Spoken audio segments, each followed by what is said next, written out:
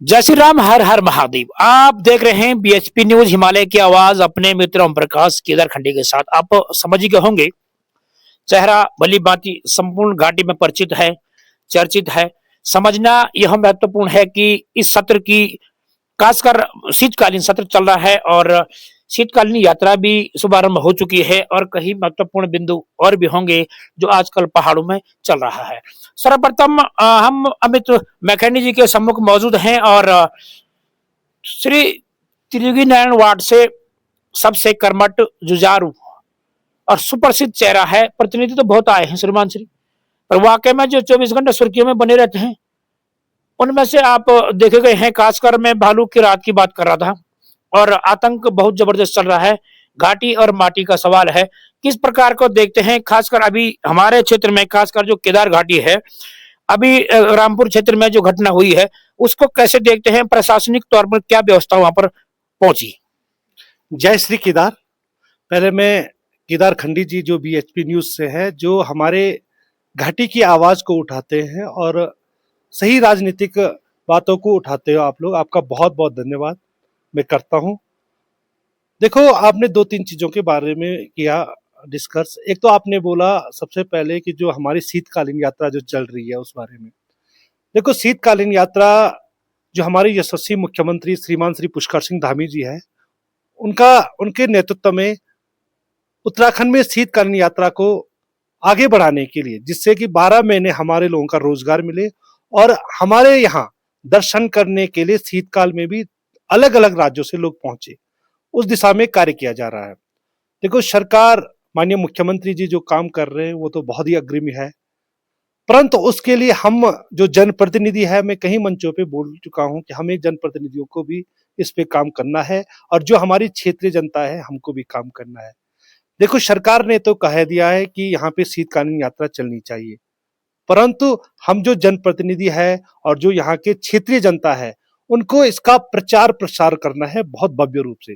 अगर इसका प्रचार प्रसार होता है तो एक दिन वो दूर दूर नहीं होगा, जैसे केदारनाथ यात्रा रिकॉर्ड तोड़ यात्रा चलती है, चारधाम यात्रा रिकॉर्ड तोड़ चलती है, शीतकालीन यात्रा ही बहुत अच्छी चल सकती है। इसका दो तीन कारण है। एक कारण क्या होता है, जो आजकल प्लेन क्षेत्र है वहां आजकल धुंध लग जाती है और बहुत ठंड रहती है, जबकि हमारे पहाड़ों में अच्छी धूप खिली रहती है। तो जो टूरिस्ट है और जो टूरिस्ट के साथ साथ जो श्रद्धालु है वो भी चाहते हैं कि हम पहाड़ों में आए। तो टूरिस्ट घूमने के साथ साथ वो क्या करते हैं, वहां पे भगवान के दर्शन भी कर सकते हैं। जैसे हमारे ओमकारेश्वर जी है, गद्दी स्थल है बाबा केदार की, 6 महीने बाबा केदार की पूजा ओमकारेश्वर मंदिर में होती है। तो उसके लिए अगर ओमकारेश्वर में होती है तो लोग श्रद्धालु आराम से बाबा केदार के दर्शन ओमकारेश्वर मंदिर में कर सकते हैं। दूसरी चीज, शीतकालीन यात्रा के साथ साथ जो हमारे यहाँ पे मंदिर है, जैसे काली मठ का मंदिर है, त्रियुगी नारायण भगवान का मंदिर है, माँ महिषमर्दिनी देवी का मंदिर है, लक्ष्मी नारायण भगवान का मंदिर है और जाग भगवान का मंदिर है। बहुत मंदिर हमारे क्षेत्र में है जहाँ पे श्रद्धालुओं को अगर हम इसका प्रचार प्रसार किया जाए तो अच्छे श्रद्धालु हमारे क्षेत्र में आते हैं। जैसे मैं होटल व्यवसाय से भी जुड़ा हुआ हूँ और होटल पूर्व में मैं कोषाध्यक्ष भी रहा हूँ और चारधाम होटल एसोसिएशन का कोषाध्यक्ष भी हूँ मैं अभी। तो हमारे कई मीटिंगों में ये डिस्कस होता है कि हमारे जो छोटे मंदिर है, जिनको अच्छी हम अगर लोगों को उसका प्रचार प्रसार करें, अलग अलग राज्यों में प्रचार प्रसार हो तो अच्छा यहाँ पे हो सकता है, लोग दर्शन करने के लिए आ सकते हैं। दूसरी चीज, अभी हम बात करते हैं डेस्टिनेशन वेडिंग की, वो भी शीतकालीन यात्रा से ही जुड़ा हुआ एक विषय ही हम उसको मान सकते हैं, क्योंकि भगवान नारायण की जो भूमि है वहां पे इतनी क्वारियां आती है आज कि हमें डेस्टिनेशन वेडिंग त्रियुगी नारायण में करना है। मेरा ये कहने का मतलब, त्रियुगी नारायण बहुत अच्छा है, डेवलप उसको थोड़ा हमें करना है, सरकार को करना है। और जो वहां पे रोड के मुद्दे हैं उसको, मैं कई बार कल भी गया था, पीएमजीएसवाई वालों के एक्शन से मिला, जिलाधिकारी जी से मेरी बात हो रही, क्योंकि हमारा जो पहाड़ है, जो केदार घाटी है, जो त्रियुगी नारायण राज्य के अलग अलग लोग यहाँ पे आए हैं, जब हम उनकी अच्छी व्यवस्थाएं देंगे, रोड अच्छी देंगे, सड़क देंगे, शौचालय की अच्छी व्यवस्था होगी, कॉम्प्लेक्स के लिए बोला है, पर्यटन अधिकारी से मेरी मुलाकात हुई है और वहां पे कॉम्प्लेक्स बन रहा बहुत बड़ा, उस हिसाब से है मास्टर प्लान में कोशिश कर रहे हैं कि त्रियुगी नारायण मंदिर जल्द से जल्द मास्टर प्लान, मंदिर को छोड़ करके जो बाहर का सौंदर्यकरण जो हमें करना है, जो यात्री वहां पे आए उसको खुशी मिले कि हम पहाड़ों में आए और वहाँ बहुत अच्छा सौंदर्य है। तो इस दिशा में सरकार तो काम कर रही है और हम भी चाह रहे हैं कि अच्छी दिशा में इसमें काम हो, परंतु इसके साथ साथ यहाँ पर ओमकारेश्वर में भी शादी हो सकती है, ओमकारेश्वर मंदिर में भी शादी हो सकती है, उसके लिए भी हमें प्रचार प्रसार करना है। जब हम उस चीज में प्रचार प्रसार करेंगे तब जाके अच्छे श्रद्धालु यहाँ पे आएंगे। इस दिशा में क्षेत्रीय जनता का प्रचार, अभी मेरी कल ही पर्यटन अधिकारी, आपने देखा होगा, मुख्य विकास अधिकारी जी से मिला था, वहाँ पे समाज कल्याण अधिकारी जी से मिला, पर्यटन अधिकारी जी से मैं मिला, तो मेरी डिस्कस पर्यटन अधिकारी जी से अलग अलग विचारों पे बात हुई। तो पर्यटन अधिकारी जी से मैंने एक बात की, उनके एक टीम आ रही है, मैंने कहा मैं खुद व्यवस्था करूंगा, तो एक हम डॉक्यूमेंट्री तैयार करेंगे जिसमें नागताल है, उसकी उसकी डॉक्यूमेंट्री तैयार होंगी। जो हमारे मंदिर है, महिष्मर्दिनी देवी है, लक्ष्मी नारायण भगवान का मंदिर है, जाखराज भगवान का मंदिर है, जो और काली माता है, त्रिजुनारायण नारायण मंदिर, उनकी डॉक्यूमेंट्री तैयार करके जो साटे होते हैं, जो एफआईटी लगती है, जो क्षेत्रों में हम अलग अलग राज्यों में वो डॉक्यूमेंट्री लेके जाएंगे, और उनकी जो राज्यों की जो सोशल मीडिया जो होता है उसमें हम उसका प्रचार प्रसार करेंगे। तो उस चीज में हम काम कर रहे हैं। दूसरी चीज आपने बोला भालू, जो क्षेत्र में कंटिन्यू लोग बहुत ज्यादा, मतलब रात को लोगों को नींद नहीं आ रही है और लोगों को डर लगा हुआ है कि भालू कभी भी आ सकता है। दूसरी चीज आपने देखो कि स्कूल का समय भी हमने चेंज कर दिया है, जो समय चेंज हुआ है कि जिससे भालू रास्ते में आ रहे हैं। क्योंकि हमारे यहाँ क्या होता है, बच्चे पैदल चलते हैं, पैदल चलने के कारण क्या होता है कि गाड़ी तो है नहीं प्लान की तरह, गाड़ी में बैठे और बच्चे स्कूल में जाए, पैदल चलना पड़ता है। कम से कम कहीं बच्चों, कई जगह तो ऐसे है जहाँ एक एक डेढ़ किलोमीटर भी बच्चों को पैदल आना पड़ता है। इन चीजों को, तमाम चीजों को ध्यान में रख करके, भालू का आतंक बहुत हमारे क्षेत्र में है। ज्यादातर मैं देख रहा हूँ कि रुद्रप्रयाग डिस्ट्रिक्ट में सबसे ज्यादा भालू के केसेस है। अभी मेरी अपनी जिला पंचायत क्षेत्र की बात करता हूँ, तहसील में एक माता जी को भालू ने पूरी रूप से घायल किया हुआ है और उनका इलाज एम्स में चल रहा है। तो मेरी भी बात हो रही है, कल भी अंकल जी भी मेरे साथ में थे, हम जिलाधिकारी जी से भी वहाँ पे मुलाकात करने के लिए पहुंचे हुए थे। डीएफओ से मेरी कंटिन्यू बात हुई है। रामपुर में एक चाचा जी को 3 दिन के बाद ही चाचा जी को घायल कर दिया था भालू ने। फिर उसी 2 दिन के बाद पूरे रामपुर से फोन आता है कि रात को प्रधान जी का कि बोल के कि रामपुर में भालू दिन में ही आ जा रहे, शाम को 4 बजे आ रहे। तो ये बड़ी समस्याएं हैं। इस समस्याओं को ध्यान में रख करके देखो, मेरी, आपने देखा होगा सोशल मीडिया के द्वारा रेंजर को, डीएफओ से मेरी कंटिन्यू बात होती है और डीएफओ हमेशा सुबह मेरे को अपडेट करते हैं कि बोल के ये, और मैं उनको अपडेट देता हूँ क्षेत्र में जहां जहां भालू का आतंक मचा हुआ है। कुछ हमने मशीनरी के लिए उनको बोला है कि न्यू टेक्नोलॉजी के अकॉर्डिंग मशीनरी है, क्योंकि उन्होंने साउंड सिस्टम कुछ लगाए तो है, परंतु उसमें उस साउंड सिस्टम प्रॉपर तरीके से काम नहीं कर पा रहे हैं, जैसे भालू गांव में घुस रहे। तो उसके लिए प्रॉपर एक, हमने बोला कि जो आपके पास कमी है, सिपाहियों की कमी है, फॉरेस्ट डिपार्टमेंट के जो अधिकारी है उनकी कमियां है, यहाँ पे अधिक से अधिक अपने स्टाफ को बढ़ाइए और जो न्यू टेक्नोलॉजी के और उसके अकॉर्डिंग काम करिए। और आप हर गांव में देखो, त्रिजुगी नाड़ में परसों देखो, पूरे शाम को 2:30 से 3 बजे के बीच ही भालू घूम रहे थे पूरे। तो हमारी जो महिलाएं हैं देखो, लोग गाय पालती है, हमारी जो दिनचर्या होती है हमारे महिलाओं की, उनका पत्ती लेने के लिए जाना पड़ता है, सूखी लकड़ी के लिए जंगलों में जाना पड़ता है। अब वो झुंड में तो जा नहीं सकती है, अगर काटना है तो अकेले ही जाना पड़ेगा। तो ये तमाम समस्याएं हैं, उसके लिए मैंने डीएफओ से बात की है, और उच्च अधिकारियों से भी मेरी बात हुई है और कंटिन्यू हो भी रही है उन चीजों में बात, किस तरीके से किस दिशा में काम कर रहे हैं। तो उसमें तत्काल उन्होंने बोला हम काम करेंगे, परंतु अगर ये काम इसमें नहीं करते हैं तो हमें बड़े तौर पे इसको, इस कार्यवाही को करना पड़ेगा। और मैंने इनको 1 या 2 दिन का टाइम दिया है। ये कह रहे 1-2 दिन में हमारा पूरी फोर्स काम करेगी और अच्छी फोर्स यहाँ पे आने वाली है। क्योंकि मेरा ये है कि मेरी जिला पंचायत क्षेत्र में जो 2 ये घातक हमले भालू द्वारा हुए हैं, ये दोबारा ना हो, ये दोबारा नहीं होने चाहिए। क्योंकि परसों भी तरसाली से बच्चों का फोन आया था कि बच्चे स्कूल जा रहे थे तो तुरंत भालू ने उनको भगाया, है ना? तो बच्चों पे घातक हमला होगा तो कैसे, ये समस्याएँ हैं। डीएफओ साहब से मेरी बात तो हो रही है, जिलाधिकारी जी से इन चीज़ों में बात हो रही है। देखो, मैं जनप्रतिनिधि हूँ, आपने देखा होगा सोशल मीडिया के द्वारा मैं कंटिन्यू क्षेत्र में लगा हुआ हूँ, चाहे किसी भी समस्या, चाहे भालू की समस्या है, चाहे अभी हर घर जल हर घर नल, हमारे जो प्रधानमंत्री जी मोदी जी का ड्रीम प्रोजेक्ट था, उसके तहत कहीं गाँवों में अभी काम नहीं हुआ है ना? तो उस चीज़ में भी मैंने देखा, तुरंत उन अधिशासी अभियंता को फ़ोन किया, उनसे हर मीटिंग में बात हुई, उनके ऑफ़िस में गया, उन्हें एक टीम यहाँ भेजी है, बोला उसमें भी हम तुरंत काम कर रहे हैं। तो हम जन समस्याओं के लिए तो लगे हुए हैं क्षेत्र में और करते रहेंगे काम, क्योंकि जनता ने हमें चुन करके भेजा है। पहले जब जनता ने चुन के नहीं भी भेजा था हमें, मैं एक सामान्य कार्यकर्ता था, उस समय में मैं जनता के बीच लगा रहता था, तो जनता ने ये सौभाग्य मेरे को दिया एक जनप्रतिनिधि के रूप में। तो उस चीज़ में देखो आपने चौबीसों घंटे में लगाऊँ, कहीं न कहीं मेरे प्रोग्राम लगे रहते हैं। आज भी कम से कम मैं 20 से 25 लोगों को अपने प्रतिष्ठान पे बुलाया मैंने, और उनकी जो भी समस्याएँ थी उनका तुरंत निराकरण अधिकारियों से फ़ोन से वार्तालाप किया। एनएच के द्वारा कई लोगों को चालान दिया गया है, जबकि लोगों का नोटिस 3 नोटिस होने चाहिए थे, उन्होंने एक ही नोटिस के बाद डायरेक्टली वहाँ एसडीएम कोर्ट को भेज दिया वो चीज़ें। क्योंकि ये गरीब लोग हैं, देखो लोगों के पास नोटिस टाइम पे पहुँचता नहीं है, लोगों को पता नहीं चल पाता है कि नोटिस आया या नहीं आया, तो आप उसके बाद सीधे वहाँ भेज रहे हो, ये गलत चीज़ें है ना। आप 3 नोटिस भेजिए, उसके बाद 3 नोटिस के बाद लोग जवाब नहीं देते, उसके बाद आप भेज सकते हो। तो ये सारी चीज़ें थी, अभी मैंने एनएच के अधिकारी जी से बात की, उन्होंने कहा कि हम पॉजिटिव इसमें रिस्पॉन्स करेंगे, तो इन चीज़ों के लिए भी अभी हम काम कर रहे हैं।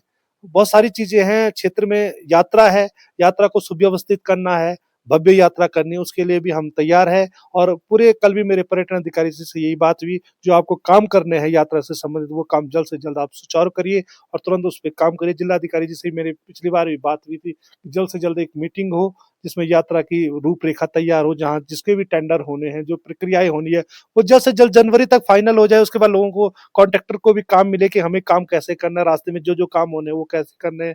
पीडब्ल्यूडी भी काम करेगी, जो क्षतिग्रस्त जो रास्ते हैं, उनको डेवलप करेगी। अगर अप्रैल में हम टेंडर निकालते हैं और अप्रैल लास्ट वीक में फिर कपाट खुल जाते हैं, तो घोड़े भी उसी रास्ते चल रहा, काम भी चल रहा, तो कैसे हो सारी चीज़ें? यात्रा को लेकर ही खाली मेरे एक सवालात है, ये काफ़ी महत्वपूर्ण है श्रीमान जी, क्योंकि सबसे बड़ी बात ये है कि घाटी के अंदर पिछले सत्र में काफ़ी अनहोनी जैसी घटनाएँ हुई हैं और यात्रा पर भी काफ़ी काली साया पड़ी हुई थी। तमाम गरीब परिवारों के साथ में बड़ा अन्याय हुआ है, जो कि सोशल मीडिया और तमाम न्यूज़ के प्लेटफ़ॉर्म में देखा जा सकता है और तमाम प्रशासनिक अधिकारी इस चीज़ के लिए जवाबदार थे। इस समय एक बड़ा चेहरा जो चौबीसों घंटे जो है कि अपनी सेवाएँ संपूर्ण घाटी के लिए समर्पित भाव से कर भी रहे हैं। आने वाले यात्रा में 2026 में किस प्रकार से तमाम क्षेत्रीय लोगों को, जो छोटे-मोटे व्यापारी हैं, खासकर ढाबा टपरी वाले, जिनका 6 महीने में कुछ ही महीना वहाँ पर कमाते हैं, बाकी उसी से उन्हें अपने बच्चों का पठन-पाठन, स्वास्थ्य का में कहीं बिगाड़ हो गया, उसको सुधार करना और घर की जो आजीविका है वहीं से चलती है। इसको आप कैसा देखते हैं और क्या आपके कार्यकाल में रहेगा? क्योंकि केदारनाथ से लेकर ऊखीमठ का जो नाला तक का गुप्तकाशी का क्षेत्र है, वो संपूर्ण आपके पास ही है और यात्रा का जो 11वां ज्योतिर्लिंग केदारनाथ जी है, वो भी आपके ही उसमें आते हैं, मतलब राजनीतिक क्षेत्र में। और इसको कैसा देखेंगे कि अगले सत्र की क्या व्यवस्था आपकी अपनी होगी कि तमाम प्रतिनिधियों को भी इसमें संभलना है और तमाम उन गरीबों का फायदा हो जो घोड़ा खच्चर को लेकर और ढबरी-टपरी चलाते हैं, जिनका अपना आजीविका चूल्हा वहीं से जलता देखो केदार खंडी जी, मेरा ये मानना है कि जो यात्रा, जो बाबा केदार की यात्रा चलती है, बहुत भव्य भव्य चलती है और बहुत दिव्य ये होनी चाहिए, क्योंकि एक आस्था से जुड़ा हुआ केंद्र है हमारा, और हम सनातन धर्म के रखने वाले हैं और हमेशा भगवान केदार को पूजते हैं हम। तो एक तो हमारा आस्था के साथ-साथ ये रोज़गार का भी हमारा है। बाबा केदार की वजह से ही हमारा रोज़गार चलता है और हमारी आर्थिक स्थिति मजबूत होती है। और बहुत ही हमारे गरीब तवज्जो के जो भाई हैं, जो डोली डालते हैं, घोड़े खच्चर चलाते हैं और नींबू पानी की दुकानें हैं, टेंट लगाते हैं, तो उनके लिए हमें देखने का, क्योंकि ये हमारा आर्थिक स्थिति को मजबूत करने वाली चीज़ है।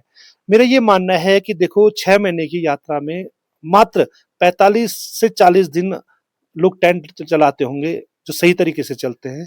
घोड़े खच्चर की जो क्राउड रहता है, उस समय भी 30-40 दिन का रहता है, और जो नींबू पानी भी बेचते हैं, वो 40 दिन तक, 40 दिन का काम है। उस 40 दिन में भी कई लोग बीच में आ जाते हैं, या नेगेटिव राजनीति बोलूँ मैं उसको, या कुछ भी बोलूँ, उस चीज़ में बीच में आ जाते हैं और हमारे लोगों को क्षति पहुँचाते हैं इन चीज़ों को। इस समय देखो मैं देख रहा हूँ, इस समय मेरा ये है कि हमारे जो हर भाई है उसको अच्छा रोज़गार देंगे हम। नींबू पानी की दुकान है, टेंट है, घोड़ा संचालन वाले हैं, डोली वाले हैं, डंडी-कंडी वाले हैं, तमाम जो जितने भी व्यवसाय वाले हैं, उनके साथ मैं खड़ा रहूँगा और प्रॉपर तरीके से इस यात्रा को चलाएँगे। इसीलिए तो मेरा ये मानना है, जिलाधिकारी जी से कल ये फ़ोन पे वार्तालाप, अभी सुबह ही फ़ोन पे वार्तालाप हुई, ये हुई कि जल्द से जल्द मीटिंग करिए और सभी अधिकारियों को बुलाएँ, जिससे हम सुव्यवस्थित कर सकें। एक चीज़ और भी कहना चाहूँगा मैं, देखो यात्रा हमारी है, बाबा केदार हमारे हैं, उनका आशीर्वाद है, परंतु अव्यवस्था नहीं होनी चाहिए। कभी-कभी क्या कर लेते हैं लोग, घोड़े खच्चरों को मैं भी जब यात्रा पे चलता हूँ तो बीच रोड में बाँध लेते हैं, है ना? कोई खंबा होगा वहाँ पे उस पे बाँध देंगे। कोई टेंट ऐसा होता है कि टेंट बीच रोड में लगा देते हैं, तो उसको थोड़ा हमें भी देखना पड़ेगा, क्योंकि यात्रा अगर अच्छी चले, क्योंकि पैदल यात्री भी चलने हैं, घोड़े खच्चर भी चलने हैं, डोली वालों ने भी चलने हैं, तो उनको चलने में अव्यवस्था ना हो, मेन चीज ये है। उन चीजों का अगर हम ध्यान में रखेंगे तो हम पूरा सहयोग है और पूरी चीजों को साथ में लेकर चलेंगे, और बहुत अच्छी इस बार की यात्रा रहने वाली है 2026 की। आप देखना इस बार की यात्रा व्यवसाय के तौर पे भी जिस हिसाब से अभी हमारा फीडबैक आ रहा है, क्योंकि जो बुकिंग्स है वो स्टार्ट हो रही है 2026 की, तो जिस हिसाब से बुकिंग स्टार्ट हो रही है उस समय से लग रहा है कि अच्छी यात्रा इस बार चलेगी और सभी खुशी होंगे, जिससे आर्थिक स्थिति लोगों की मजबूत होगी, जो लोगों के काम है वो अच्छे चलेंगे। परंतु मैंने एक चीज और लास्ट में कहा है कि हम सहयोग करना चाहिए सरकार का, क्योंकि सरकार भी यही चाह रही है कि यात्रा बहुत अच्छी चले, लोगों को अच्छा रोजगार प्राप्त हो, लोग बाबा के जो दूर अलग अलग राज्यों से आ रहे, विदेशों से आ रहे, वो बाबा केदार के दर्शन करने के लिए उतनी दूर जब आ रहे हैं, हजारों किलोमीटर दूर के चल के आ रहे, उनको अच्छी तरह बाबा केदार के दर्शन हो। एक अंतिम मेरा सवाल रहेगा मेखंडी जी, खासकर तीर्थ बचाओ अभियान के तहत हम बात कर रहे हैं, कई संगठन इस पे बढ़िया काम कर रहे भी रहे हैं। तीर्थ बचाओ अभियान के तहत मैं खासकर आपको इस बात पर रोशनी डालूंगा कि जिस पर खासकर जो शराब की जो खेप घाटी में पहुंचाई जाती है, मांस मदिरा की भी कई दुकानें, मतलब ये समझ लो कि गैर कानूनी तरीके से वहां चल रही हैं, और ऐसी कई महत्वपूर्ण कार्यक्रम हैं। मैं तो पहले भी कई बार इस बात को उठा भी चुका हूं कि 1 नंबर 2 नंबर 3 नंबर तक के धंधे वहां हो रहे हैं। इस बार आपका राजनीतिक काल है और बहुत ही सुंदर कार्य आपके द्वारा किए जाते हैं।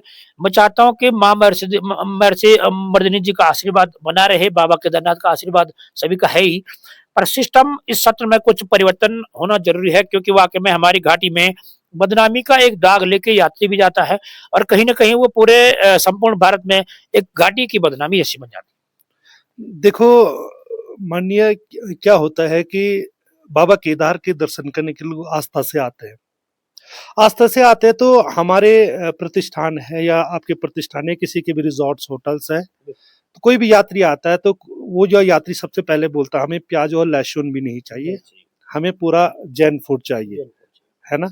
तो उस हिसाब से यात्री आते हैं और बिल्कुल आस्था से चलते हैं। परंतु जब हमारे रिजॉर्ट्स के आसपास या कहीं दूर दराज क्षेत्र में ये सारी चीजें होती है, जो गलत काम, जिससे या शराब का व्यवसाय है, चाहे जब ये मीट मांस का व्यवसाय कह रहे हैं, तो ये नहीं होना चाहिए, क्योंकि ये एक आस्था का केंद्र है। टूरिज्म अलग चीज है और आस्था अलग चीज है, क्योंकि हमारे धार्मिक चीजें है ये। इन चीजों को बचाने के लिए अभी हम काम करेंगे। यात्रा सीजन में गुप्त काशी से ऊपर हम कोशिश करेंगे, रोड पे मेन जो हाईवे चलता है जहां से टूरिस्ट निकलता है, वहां पे मांस की दुकानें प्रॉपर तरीके से बंद करने के लिए हम अल्टीमेट पहले ही दे देंगे उनको, जैसे यात्रा स्टार्ट होती है उससे पहले ही बंद हो जाएंगे। दूसरी चीज, जो शराब का व्यवसाय है उसके लिए रोकने की बहुत ज्यादा जरूरत है, क्योंकि जो इलीगल तरीके से शराब पहुंचता है पूरे धाम की तरफ, लोग बदनामी होती है, फिर बड़े बड़े न्यूज चैनलों में वो सारी चीजें पहुंचती है। उसमें देखो, लोगों की बदनामी अलग चीज है, उसमें हमारी भी बदनामी है, क्योंकि केदार घाटी के लोगों को लोग भगवान के रूप में पूछते हैं, है ना। जब अलग अलग राज्यों में जाते हैं तो लोग बोलते हैं आप देवभूमि बाबा केदार के यहाँ से आए हुए हैं, तो उस तरीके से हमें भी रहना चाहिए, नहीं होना चाहिए। और इसके लिए हम रोकथाम के लिए बड़े तौर पे हम कार्रवाई कर रहे हैं, और अभी भी आपको ज्ञान संज्ञान हो या नहीं हो, उस तरीके से हम काम कर रहे हैं। क्षेत्र में कई जगह हम धीरे धीरे करके लगे हुए हैं काम करने पर, कुछ टाइम आपको रिजल्ट पॉजिटिव दिख जाएगा, क्योंकि